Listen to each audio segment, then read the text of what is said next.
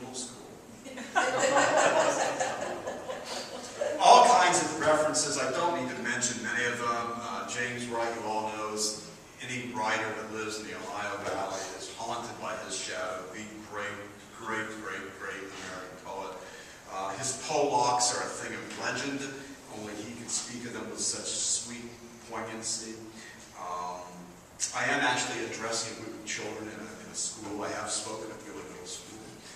Raymond, you'll recognize as an old family name here in Wheeling. Also, makers of beer. Mozart Park. There may be people that know where the incline still stands. Walt Whitman is part of the voice informing all this. Here we go. Whitman and Wright visited Wheeling Middle School. And sometimes you find yourself in an old gymnasium, listening to the roar of the crowd. Friday night, the strange metallic sound of basketballs and warm-up echoing.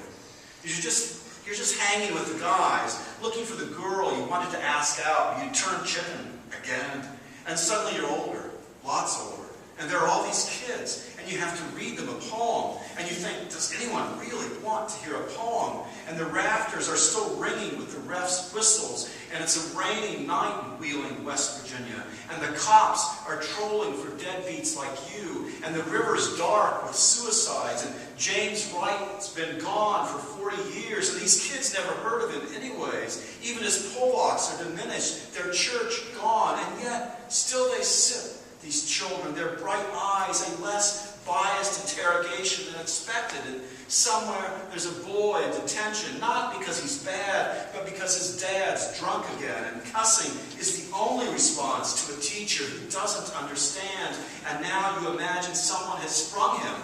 And he's sitting here too. He's sitting here too. And you're speaking to him. And why is he listening? Why isn't he leaving? Why aren't they all leaving? Why aren't they throwing things at you? But they keep sitting there, still as statues, as urns, as thirsty for words, as a nation in peril.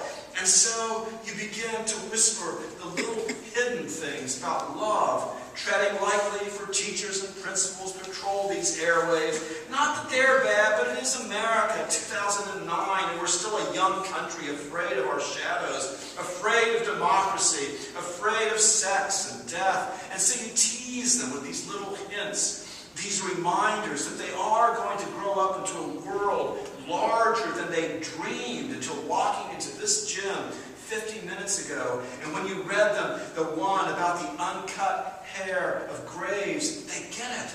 They sigh and wonder, and their hands twitch on their pencils. Maybe they will want to follow their own words now, see where they'll lead them. Maybe, just maybe, they'll lead beyond the halls of Wheeling Middle School and straight into paradise, there above the old incline to Mozart Park, where the music was Strauss and Calliope, the beer was Raymond's, and the poets were assembling one by one, ready to applaud, to cheer, ready to die smiling at all the resurrections up ahead.